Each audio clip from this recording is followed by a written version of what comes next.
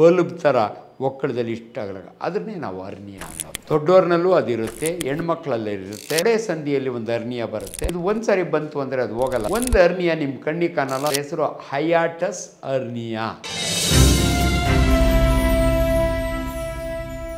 ನಮಸ್ಕಾರ, doctor Anjanappa, surgical gastroenterologist.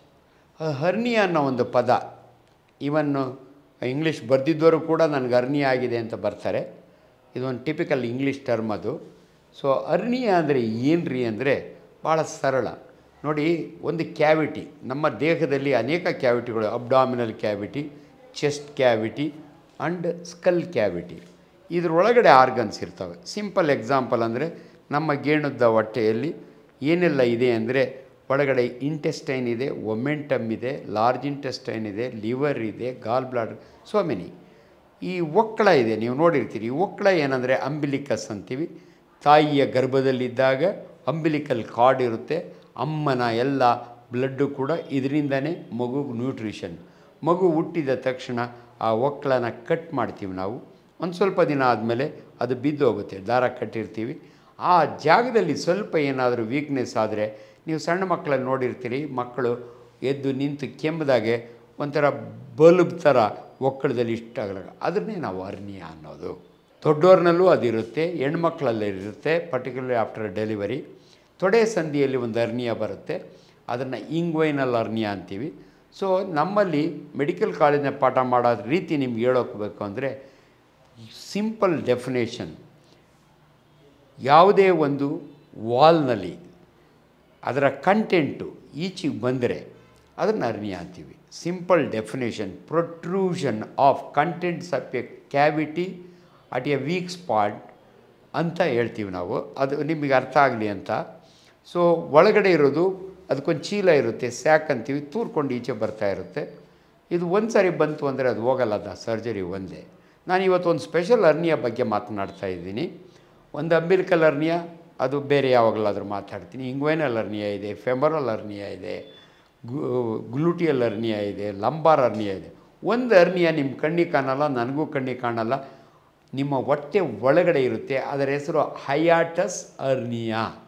ಅಂದರೆ ಬಹಳ ಜನಕ್ಕೆ ಇದರ ರೋಗ ಲಕ್ಷಣ ಹೆಂಗೆ ಕಾಣುತ್ತೆ ಅಂದರೆ, ತುಂಬ ಗ್ಯಾಸ್ಟ್ರಿಕ್ ಡಾಕ್ಟ್ರಿ ಅಂತ ಬರ್ತಾರೆ. ಗ್ಯಾಸ್ಟ್ರಿಕ್ ಅಂದರೆ ಹೊಟ್ಟೆ ಉರಿ, ಎದೆ ಉರಿ, ಉಳಿ ತೇಗು. ತುಂಬ ಜನ ನನ್ನ ಬಾಯಿಗೆ ಪಿತ್ತ ಬಂತು ಡಾಕ್ಟ್ರೆ ಅಂತಾರೆ. ಇದು ಉಳಿ ತೇಗು, ಆಸಿಡ್ ರಿಫ್ಲಕ್ಸ್ ಅಂತೀವಿ ನಾವು, ಗರ್ಡ್ ಅಂತೀವಿ, ಗ್ಯಾಸ್ಟ್ರೋ ಈಸೋಫೆಜಿಯಲ್ ರಿಫ್ಲಕ್ಸ್ ಡಿಸಾರ್ಡರ್, ಗರ್ಡ್ ಅಂದರೆ. ಸೊ ನಾವು ಎಂಡೋಸ್ಕೋಪಿ ಮಾಡಿದಾಗೆ ಆವಾಗ ನಮಗೆ ಗೊತ್ತಾಗುತ್ತೆ.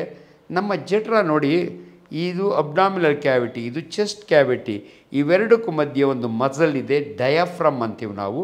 ಅದರೊಳಗಿಂದ ತೂರ್ಕೊಂಡು ಈಸೋಫೇಗಸ್ ಒಳಗೆ ಹೋಗುತ್ತೆ. ಅದರ ಪಕ್ಕದಲ್ಲಿ ಏನಾದರೂ ಗ್ಯಾಪ್ ಇತ್ತು ಅಂದರೆ ನಮ್ಮ ಜಠರ ಆ ಗ್ಯಾಪ್ನೊಳಗೆ ತೂರ್ಕೊಂಡು ಚೆಸ್ಟ್ ಒಳಗೆ ಬರುತ್ತೆ. ಇದನ್ನು ನಾವು ಹಯಾಟಸ್ ಹರ್ನಿಯಾ ಅಂತೀವಿ. ಇದು ಯಾಕೆ ಜನಗಳಿಗೆ ಗೊತ್ತಿರಬೇಕು ಅಂದರೆ, ತುಂಬ ನಾವು ಏನೇ ಮೆಡಿಸನ್ ಕೊಡಲಿ ತೇಗ್ ಕಡಿಮೆ ಆಗಲ್ಲ, ಏನೇ ಮೆಡಿಸನ್ ಕೊಡಲಿ ಗ್ಯಾಸ್ಟ್ರಿಕ್ ಕಡಿಮೆ ಆಗಲ್ಲ. ಆವಾಗ ನಾವು ಒಂದು ಎಂಡೋಸ್ಕೋಪಿ ಮಾಡ್ತೀವಿ ಅಂತ ಹೇಳ್ತೀವಿ. ಅದನ್ನು ಯಾಕೆ ಮಾಡ್ತೀವಿ ಅಂದರೆ, ಅಲ್ಸರ್ ಇದೆಯಾ, ಕ್ಯಾನ್ಸರ್ ಇದೆಯಾ, ಅಥವಾ ಒಂದು ಎಚ್ ಪೈಲೋರಿ ಅಂತೀವಿ, ಬ್ಯಾಕ್ಟೀರಿಯಾ ಇದೆಯಾ ಅಂತ ನೋಡಲಿಕ್ಕೆ ಆ ಸಮಯದಲ್ಲಿ ನಮಗೆ ಈ ಹಯಾಟಸ್ ಹರ್ನಿಯಾ ಇರೋದು ಗೊತ್ತಾಗುತ್ತೆ.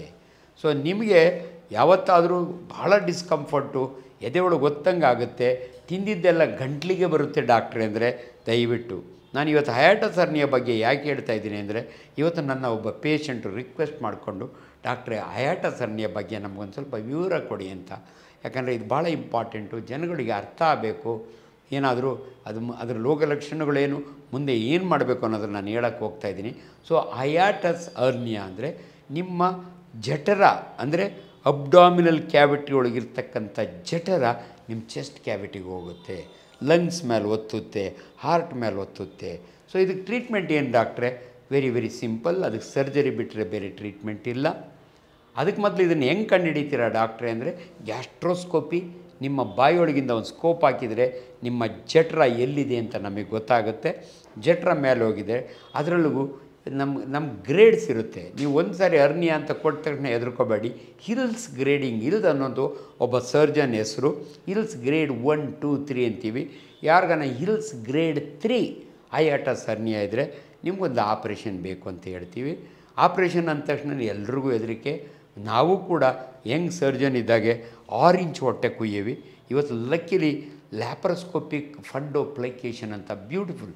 ಫಂಡೋಪ್ಲೈಕೇಶನ್ ಅಂದರೆ ಸ್ಟೊಮಕ್ನ ವಾಪಸ್ ಎಳೆದು ಮತ್ತೆ ಅದು ವಾಪಸ್ ಹೋಗ್ದಂಗೆ ಅದನ್ನು ರ್ಯಾಪ್ ಮಾಡ್ತೀವಿ. ಆ ಗ್ಯಾಪ್ ಇರುತ್ತಲ್ಲ ಡಯಾಫ್ರಾಮ್ನೊಳಗೆ ಅದನ್ನು ಕ್ಲೋಸ್ ಮಾಡ್ತೀವಿ. ಇದು ನಿಮಗೆ ಈಸಿಲಿ ಅರ್ಥ ಆಗಲಿ ಅಂತ. ಸೊ ನಾನು ಅಷ್ಟು ಮಾಡಬೇಕು ಅಂದರೆ ಆಲ್ಮೋಸ್ಟ್ 6 ಇಂಚ್ ಓಪನ್ ಮಾಡ್ತಿದ್ದು. ಇವತ್ತು ಹಂಗಲ್ಲ, ಲ್ಯಾಪ್ರೋಸ್ಕೋಪಿಕ್ ಸರ್ಜರಿ ಬಂದಿದೆ. ಭಾಳ ಸಿಂಪಲ್ಲು. ನಿಮ್ಮ ಒಕ್ಕಳದಲ್ಲಿ 10 ಮಿಲಿಮೀಟ್ರು ಒಂದು ಕ್ಯಾಮ್ರಾ ಹಾಕ್ತೀವಿ. ಇನ್ನೆರಡು ಪೋರ್ಟ್ಸ್ ಅಂತೀವಿ ನಾವು, ಫೋರ್ಸೆಪ್ಸ್ ಅದು ಹಾಕ್ಲಿಕ್ಕೆ. ನಿಮ್ಮ ಸ್ಟೊಮಕ್ನ ಕೆಳಗಡೆ ತಂದು ರ್ಯಾಪ್ ಮಾಡಿ ಗ್ಯಾಪ್ ಕ್ಲೋಸ್ ಮಾಡ್ತೀವಿ. ಇದು ಲ್ಯಾಪ್ರೋಸ್ಕೋಪಿಕ್ ಫಂಡೋಪ್ಲೈಕೇಶನ್ ಅಂತೀವಿ. ಸಾಕಷ್ಟು ಕೇಸ್ಗಳು ಹಿಂಗೆ ಆಗ್ತಾ ಇರ್ತವೆ. ಆ ಸಮಯದಲ್ಲಿ ಪೇಷಂಟ್ಸ್ಗೆ ಎಕ್ಸ್ಪ್ಲೈನ್ ಮಾಡ್ತೀವಿ, ಪಾಪ ಅವ್ರಿಗೆ ಅವಾಗ ಅರ್ಥ ಆಗುತ್ತೆ. ಸೊ ದಯವಿಟ್ಟು ಈಗ ಒಬ್ಬ ಜವಾಬ್ದಾರಿಯುತ ಸರ್ಜನ್ ಆಗಿ ಒಂದು ಮಾತು ಹೇಳ್ತೀನಿ, ಅನ್ನೆಸರಿ ಸರ್ಜರಿ ಯಾರೂ ಮಾಡಲ್ಲ. ನಿಮ್ಗೆ ಇಂಡಿಕೇಷನ್ ಇದ್ದರೆ ನಾವು ಅಷ್ಟೇ ಮಾಡೋದು.